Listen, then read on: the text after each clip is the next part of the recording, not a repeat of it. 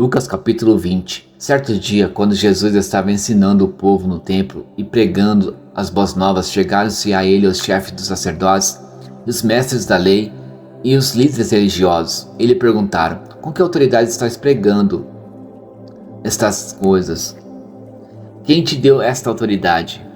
Ele respondeu: eu também farei uma pergunta. Digam-me, o batismo de João era do céu ou dos homens? Eles discutiam entre si, dizendo: se dissermos do céu, ele perguntará: então por que vocês não creram nele? Mas se dissermos dos homens, todo o povo nos apedrejará, porque convencidos estão de que João era um profeta. Por isso responderam: não sabemos de onde era. Disse então Jesus: tampouco direi com que autoridade estou fazendo essas coisas. Então Jesus passou a contar ao povo esta parábola. Certo homem plantou uma vinha, arrendou-a a alguns lavradores e ausentou-se por longo tempo.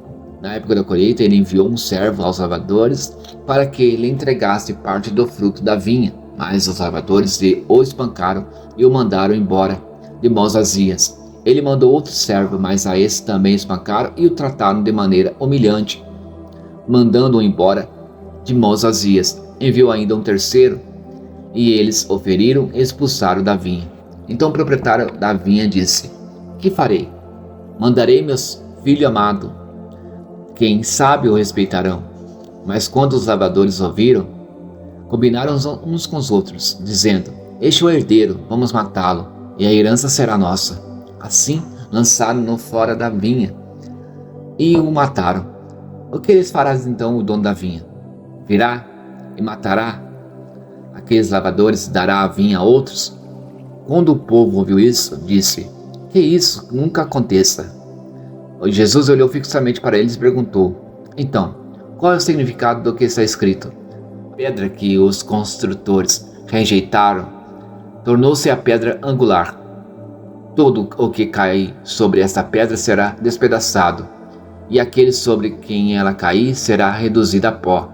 Os mestres da lei e os chefes dos sacerdotes procuravam uma forma de prendê-lo imediatamente, pois perceberam que era contra ele que ele havia contado esta parábola.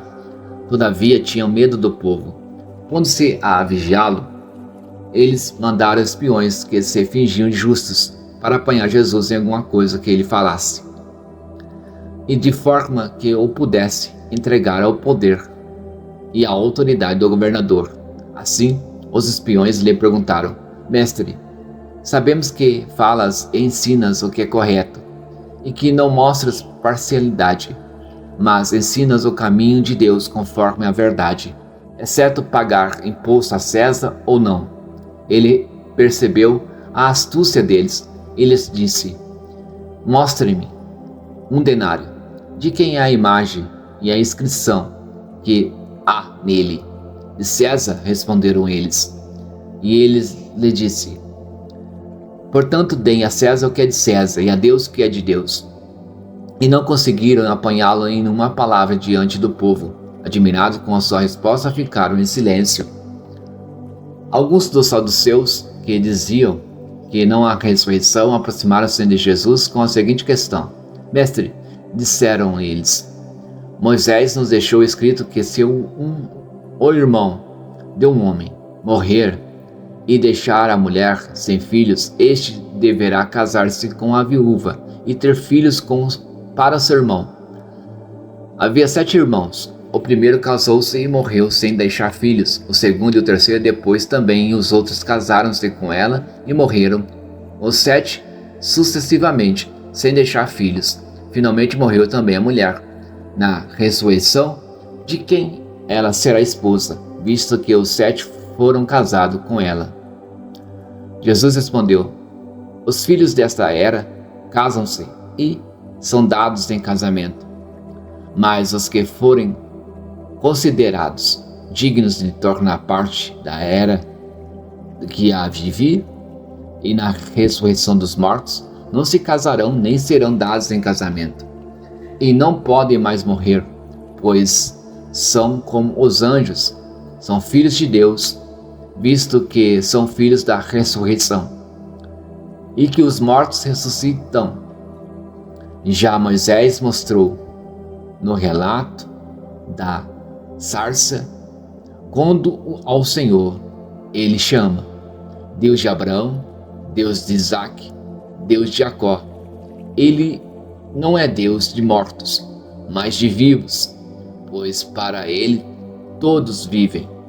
Alguns dos mestres da lei disseram: respondeste bem, mestre.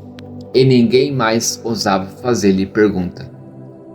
Então Jesus lhes perguntou: como dizem que o Cristo é filho de Davi?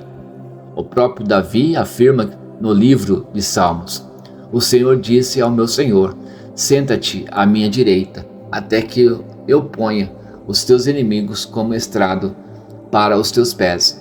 Portanto, Davi o chama Senhor.